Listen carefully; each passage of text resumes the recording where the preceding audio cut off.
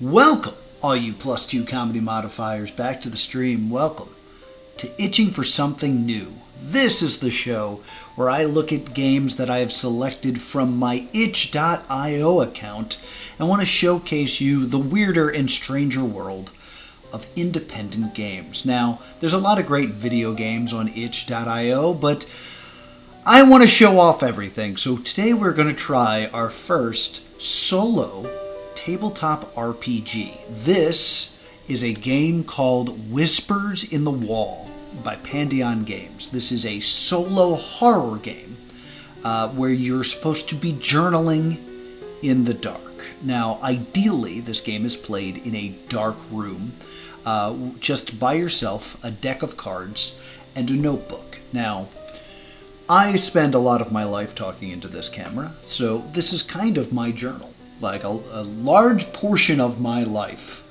is available for you to view on YouTube and on Twitch. So this is kind of my personal journal. So this is where I will be doing my journaling. And I have to keep the lights on so that my journal works. I feel like writing in the dark is tough enough as it is. So I'm going to explain this game to you. I'm not going to show you the document I'm using because I don't want to give it away for free. There is going to be links down below if you want to try this game for yourself. But here's the setup, basically. If the walls could talk, they say, but you know better. In the late hours during the absolute darkness, the walls will open their mauls and whisper their secrets, shared through cries and wails and mimicry of the horrors within. You, me, are a private investigator with the unique talent of teasing out their mysteries and piecing together their meanings. This is a solo journaling RPG about knowledge of the walls. You play by yourself in the dark. Throughout the game, you will draw cards from your constructed Whisper deck to learn what the walls, ceilings, and floors are telling you or showing you. Keep notes on what you think it all means, and ultimately uncover the truth. So,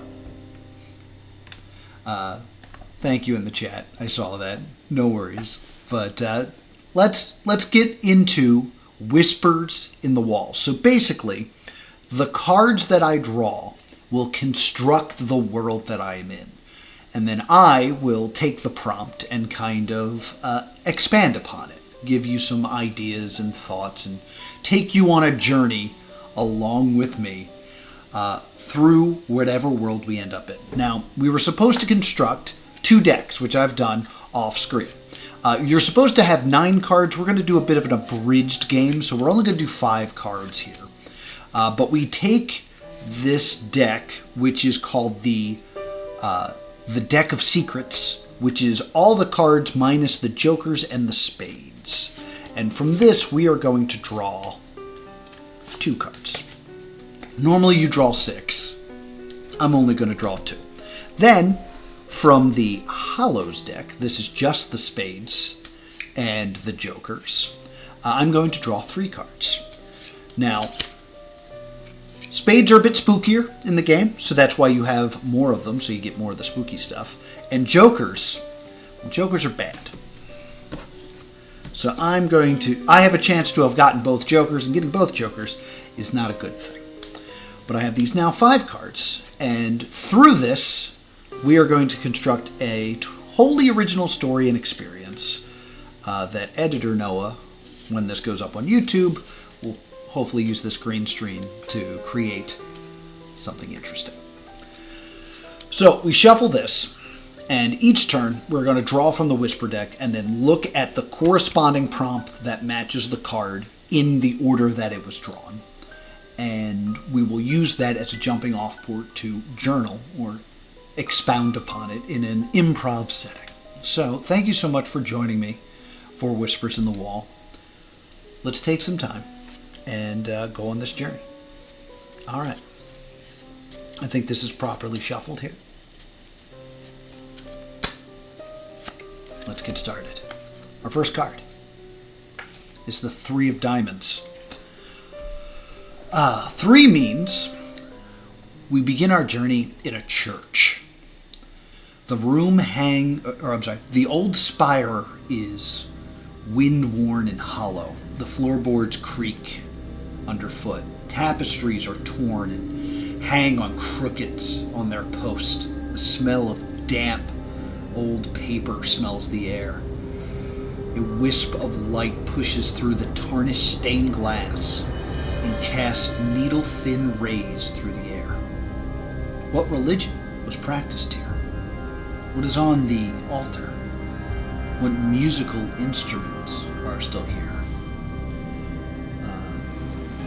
Knowing my background, this is an old Catholic church. It has long pews down the aisleways. Behind the pew, there's a little shelf where you kept the songbooks so you could sing hymns. And a few of the books actually remain a little bit weathered by condensation and weather that has been coming through some of the broken, stained windows. Sacrilegiously, I walk onto the altar, where in a gold box there's usually some sacramental wine, and pry that open. And inside there are a few remaining bottles. So, taking out a corkscrew that's attached to my keys, pop that open, and swig it right from the bottle. It's bitter. It's never meant to be good wine, but it's been left there for a while, so it's aged a bit. It still has that nice aroma, kind of tickles your nostrils. To my right, there is an organ, absolutely destroyed. The remains of some of the keys lay around on the floor. The pipes that usually expel the sound filled with bird nests and soot.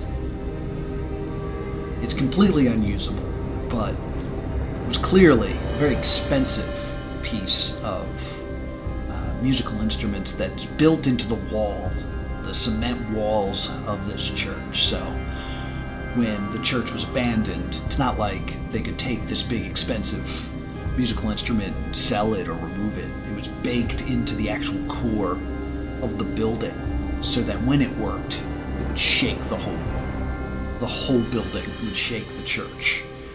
But it's been destroyed by vandalism and just time. And now it remains, and no songs will ever be played from this ever again. So I sit there, waiting for the building to talk to me. I take another swig from my stolen bottle of wine. And just then, three of spades. Three of spades. All right, so spades are the hallows. Get to that on my document. Sorry for the wait. As I'm sitting there, a darkness emerges from the wall before me, and it consumes the room. Everything gives way to the darkness until I am also consumed.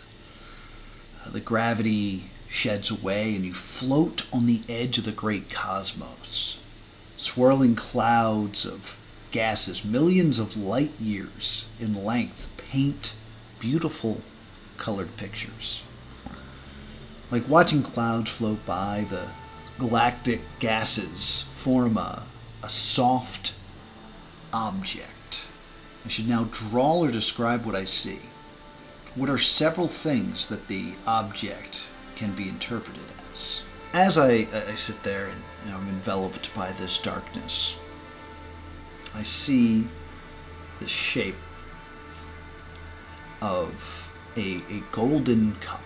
It's very similar to the cup that is used when you take communion, when you take communion wine.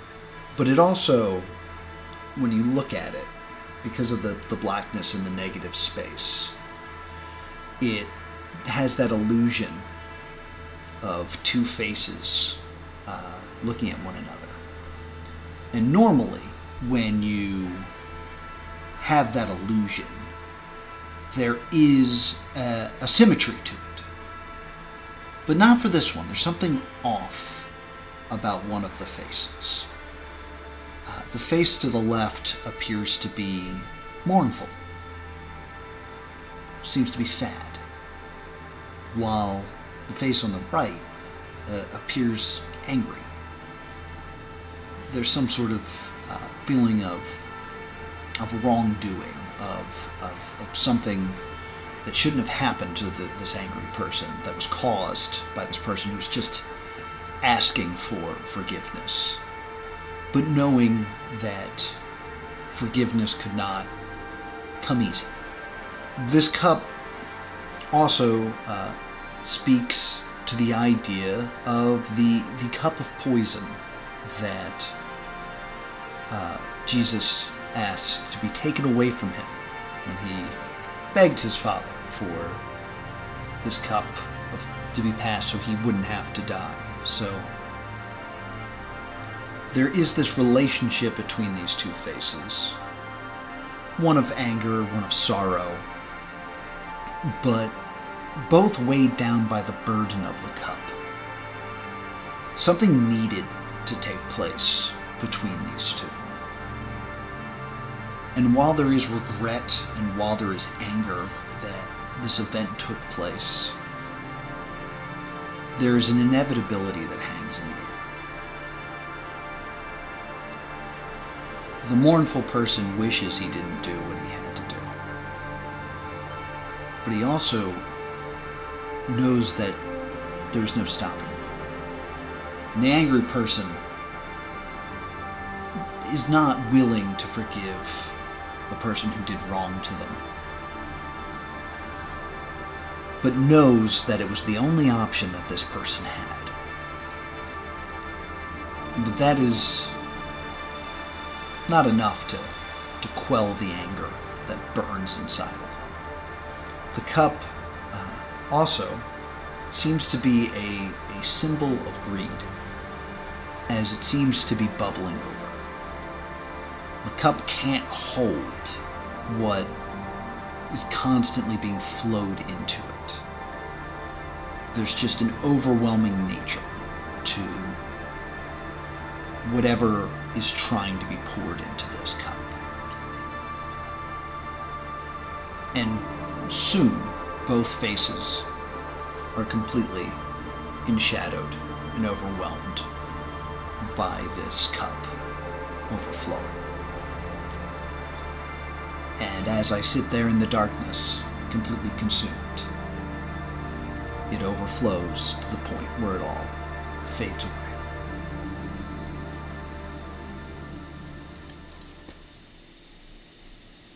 Oh no! Jokers are bad. Jokers are bad.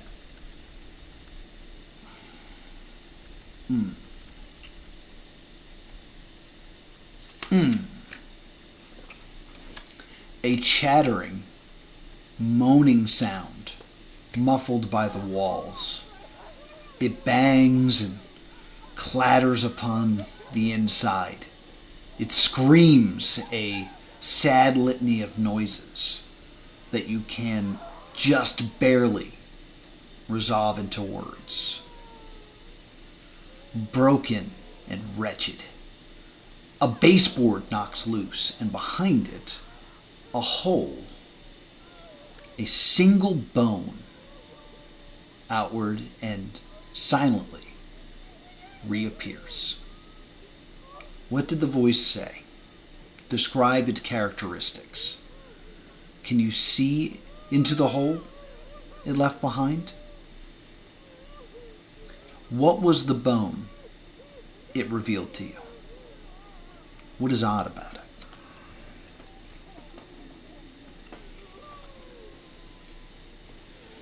The bone rolls towards me,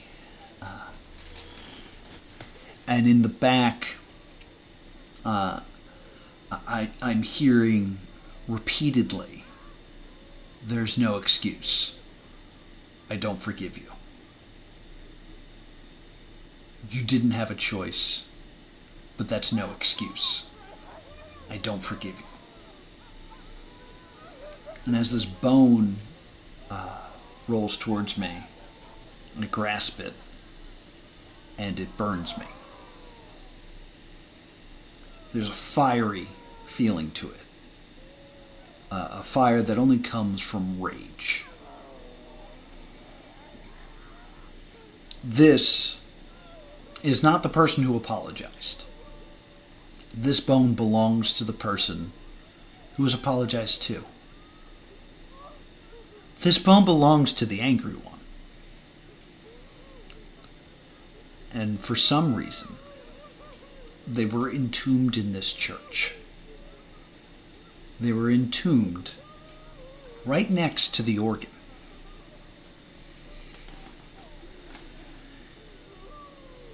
And I could feel that this bone had been vibrated many times. This person was there when the church was open. This body remained during many services. The organ would shake and rattle until eventually the remains in there shattered apart. Pieces remain. And as I peer through this hole, it is pure darkness. It was never meant to be discovered that this was here. But even though the organ constantly shook it, this was so secure, so deep, so buried, that this was meant to never be found. And yet, with a bottle of wine in my hand, I take out a piece of cloth and wrap my hand as the burns give me a bit of a wound. I take another swig and I feel the pain that this person felt.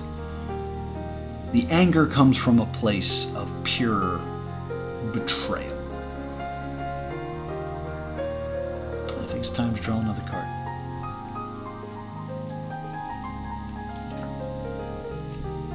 Seven of Diamonds.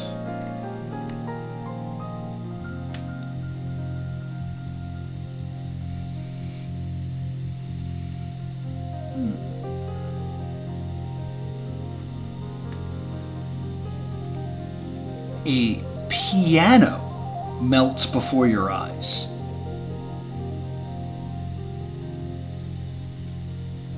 That's surprising. It's wood turning to a viscous black liquid till it puddles on the ground. The white and black keys form a horrific opening of a mouth. It sings a tune you know, off-key, before it gurgles, and even the piano keys melt into the puddle. What tune did the keys play for you? Was the general emotion of the tune? Or when is it completely played? Are there lyrics to it? If so, what is a common verse? So as I'm staring at the organ itself, it melts away, and a pure sadness is invoked as Amazing Grace is played.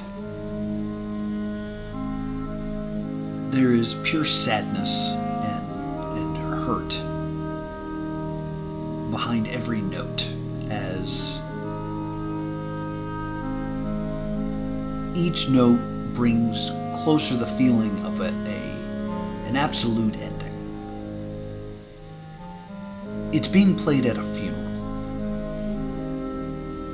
but the casket is empty. But the body is there, much closer to the piano than anyone realizes. And there is sorrow in every keystroke, but also the burden of knowing that every time the keys are pressed, the body is shaking. The sorrow comes from the burden of knowledge, of knowing that everyone in this room will never see the deceased again. Not even at a viewing. But you know where that body is. The person playing knows exactly where it is because they placed it behind the organ. They're the only one that really knows how to play the organ the way it's meant to be played in this church. I've always been told of their amazing talent with music, the raw emotion that's expressed, and at this time as they play and the choir sings, the talent shines through as the emotion affects everyone in the church that day. And with every note, they know that they are nearing an ending and a change. Once they get through this, it will be over. And the only thing that will be tying them to this place is this memory. And just as the song is about to end, a few misplaced soured notes also play. It's my final card. Four of spades.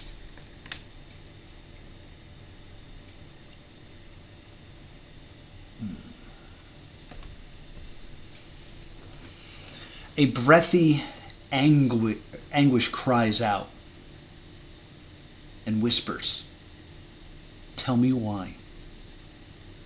You look at your notes and back up. You have a lot to think about first. But in your silence, the walls begin to seep. The smell of old kerosene. It ignites. Tell me why. The voice cries out again and again and again. The doors are locked. The knobs are hot. The heat is intense.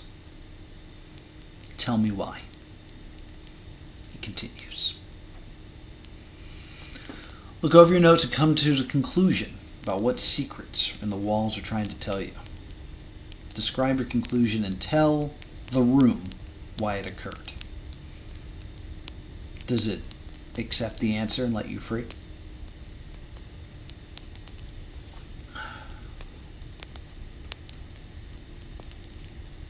The organ player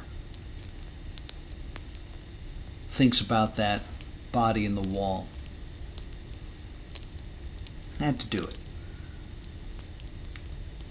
And the body in there knew that the organ player had to do it. When it comes from a place of why, tell me why, it's not why did the organ player have to do it. It was more of why did this have to happen to me? For the person in the wall was possessed. A demon had burrowed deep within them, causing them to act erratically. The only way to kill the demon is to kill the host. And the organ player knew that the victim was possessed. They had accepted that. And the victim understood that they were possessed, and they had accepted that. And thus, plunged the knife deep into them. And not wanting to go down for murder, had no choice but to make the victim disappear. Keep them in a holy place so the demon would not escape. They both knew this to be true. They both felt it in their hearts of hearts, even though no one else did. Anyone else in that situation would have come up with a different reason that things had gone down the way they had. But these two had a very special bond. A bond that was deep in the church and deep in the lore of demons and possessions. And thus the only way to save themselves. They knew this was the ending. They felt like they had to. Even if the only thing making it true was their own belief. So when you say, tell me why, it takes everything in my body not to say that they were fools, not to say that they were captured in their own imaginations and believed something that was so truly happening that if they had just stepped away and out of their echo chamber of each other, they would have realized was untrue.